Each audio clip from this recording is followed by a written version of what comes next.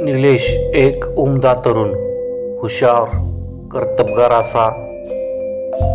तुम्हाला वाटेल पण तसं नाही. तो एकदम भित्रा, घाबरट, काहीसा बावळट असा म्हणू शकता. निलेश शरीरानं जरा बारीक, त्यामुळं त्याचं वय पटकन ओळखता येत नसे. तसे तो किती वर्षाचा आहे हे मला देखील माहीत नव्हतं. गावात तो प्रसिद्ध आहे. त्याला भूत दिसतात या संकल्पनेनं. हो, संकल्पनाच. कारण ती फक्त त्यालाच दिसायची, आणि फक्त दिसायची नाही तर ती त्याच्या मागे सुद्धा लागायची असं त्याला वाटायचं. तो रात्रीचा कधीच घराबाहेर निघत नव्हता, पण तो माझा मित्र होता. त्यामुळे मी सोबत असेन तर तो माझ्यासोबत बाहेर पडायला नाही मानायचा नाही. आम्ही गावात खूप भटकायचो, हुंडायचो, शेतात जायचो. खरे सांगू, मला निलेश शिवाय दुसरा कोणी मित्रच नव्हता. पण त्याला संध्याकाळच्या आधी घरी जायची घाई व्हायची, कारण तेच त्याला भूत दिसायची. एकदा दुपारी आम्ही गोट्या खेळायला सुरुवात केली आणि खेळत खेळत आम्ही गावाच्या वेशीजवळ जो वड आहे तिकडे पोचलो. खेळायच्या नादात आम्हाला वेळेचं भान उरलं नाही. सावल्या झुकू लागल्या, लांब होत पसरू लागल्या. सूर्य आता मावळ तिकडं कलू लागला होता. तसं अचानक कापरे भरल्यासारखा निलेश ताड झाला. मला घरी जायचं आहे, मला घरी जायचं आहे. अंधार पडायच्या आत सारखं असं बोलू लागला.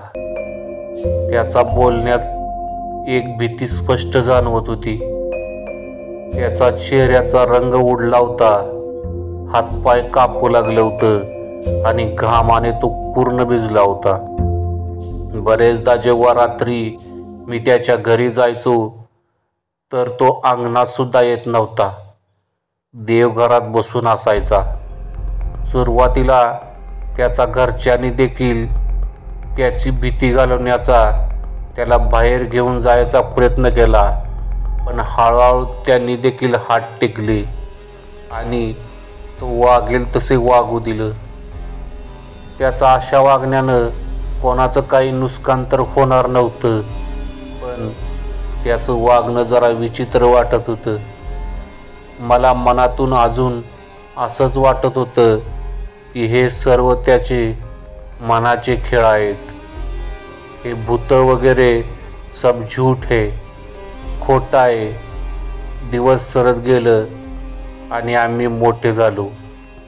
कामासाठी मी शहरात गेलो, पण निलेश गावातच राहिला, त्याच भीतीने ग्रासलेला. शहरात मी एकटा राहिला, भाड्यानं घेतलेलं घर, कामावरची न संपणारी कसरत. त्यामुळे निघाला उशीर व्हायचा आणि मग लावलेली घरगुती मेस सुद्धा बंद होऊन जायची. मग काय वडापाव जिंदाबाद आणि पॅटीस असे पदार्थ खाऊन भूक भागवायची. पुरेसे नीट अन्न नाही, त्यामुळे माझे शरीर जरा बारीक झाले होते. मग कधी मध्ये सुट्टी असेल की गावाचा मोर्चा ठरलेला आणि तिकडे जे नाही मिळत ते इकडे येऊन खायचे, अगदी मन भरेपर्यंत. गावी आलो की निलेश आणि माझी भेट नक्की होणार हे ठरलेलं होतं. तो गावी आता शेती सांभाळत होता, पण त्याच्या मनात अजूनही तीच भीती होती. भूत असतात आणि ती त्याला दिसतात सुद्धा. आधी वाटलं की लहान असल्यानं असं वागत असतो, पण नाही. तरुणपणात देखील त्याच्यामध्ये काही फरक पडला नव्हता. आज सुद्धा तो अंधारात जायला घाबरत होता. रात्रीचा घराबाहेर पडत नव्हता. एकदा मला चांगली 4 दिवस सुट्टी लागून मी घरी आलो होतो. सुट्टी म्हणून मी गावी आलो, आराम केला, फराळ, घरचे जेवण अगदी चंगळ सुरू होती. गावातील लहान मुलांसाठी मी फटाके देखील शहरातून घेऊन आलो होतो. अर्थात त्यात मीही देखील वाजवणार होतो. आता दिवाळीसारख्या शुभमुहूर्तावर तरी ह्या गाढवाने बाहेर यायचं की नाही? पण नाही. अमावस्या आहे आणि रात्र आहे म्हणून तो घरात खुशाल बसून राहिला. मला काही त्याचं वागणं पटलं नाही. लहान असताना भीती पोटी तो बोलत असेल की भूत दिसतात आणि हे मला खरं वाटलं.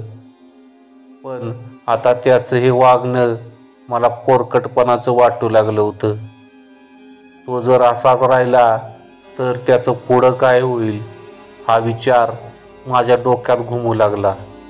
मग त्याला जे वाटतं ना की भूत असतं ते साप खोटं आहे आणि मी हे त्याला पटवून देईन असा विडा मी उचलला आणि त्यासाठी मी एक योजना आखली. माझं तालुक्याच्या गावाला काम आहे आणि आपण अंधार पडायच्या आत परत फिरू असं आश्वासन देऊन त्याला माझ्यासोबत घेऊन निघालो.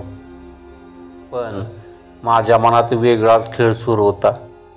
त्याला काही झालं तरी आज रात्री उशिरा घरी घेऊन जायचं आणि त्याला हे सिद्ध करायचं की हे सर्व जे काही तो सांगतो की भूत असतं आणि ते त्याला दिसतं हे सर्व खोटं आहे.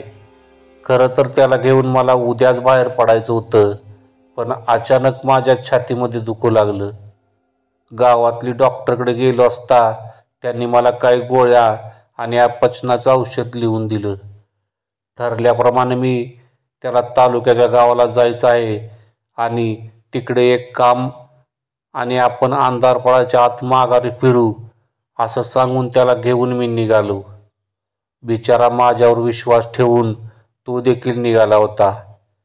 1-2 कार्यालय मी उगाच फिरलो, पण त्याला दाखवत होतो की खूप महत्त्वाचं काम आहे. साधारण 12च्या सुमारास आम्ही जेवण केलं. खरं तर माझी तब्येत जरा अस्वस्थ होती. माझ्या छातीमध्ये जरा दुखत होतं, पण त्याला घेऊन फिरायचं असल्यानं मी त्याला असं काहीच जाणवू दिलं नाही. एका मेडिकलमध्ये जाऊन अजून मी पेनकिलर घेतली आणि एका सिनेमाला जाऊन आम्ही दोघे बसलो. आधी त्यानं खूप आडेवेडे घेतलं. सिनेमा लवकर संपणार नाही, आपल्याला उशीर होईल वगैरे वगैरे. पण मी त्याला घड्याळ दाखवलं. दुपारचा 1 वाजला होता आणि सिनेमा 2.5 तासाचा होता, म्हणजे जास्तीत जास्त 3.5. त्यानंतर 4ला एक माणूस मला भेटणार आहे.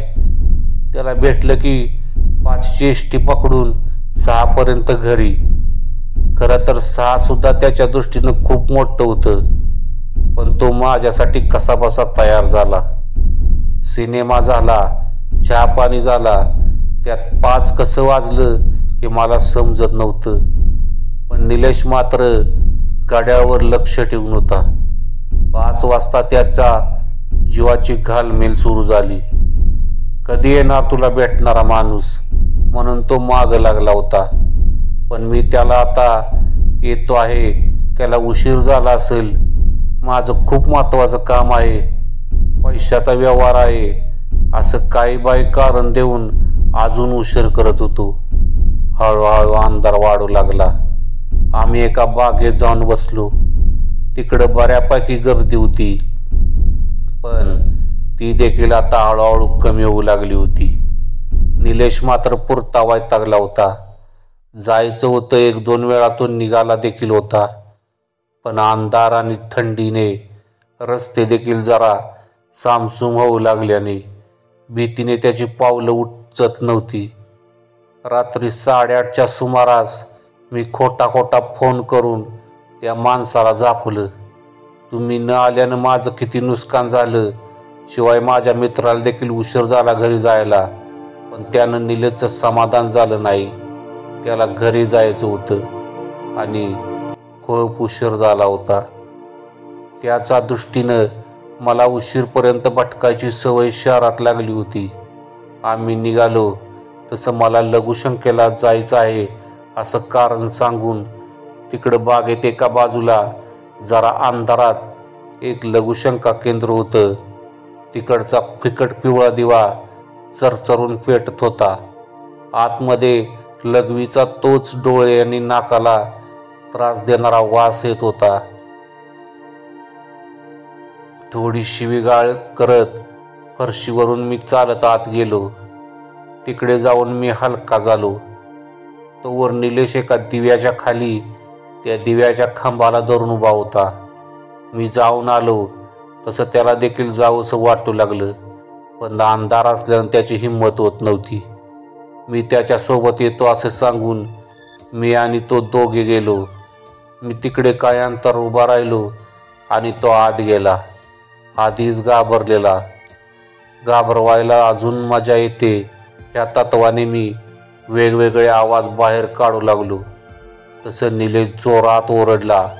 खाडकन दरवाजा वाजला. मला वाटलं की निलेश घाबरून आत पडला की काय. नंतर वाटलं की भीतीनं त्यानं स्वतःला बंद करून घेतलं असेल.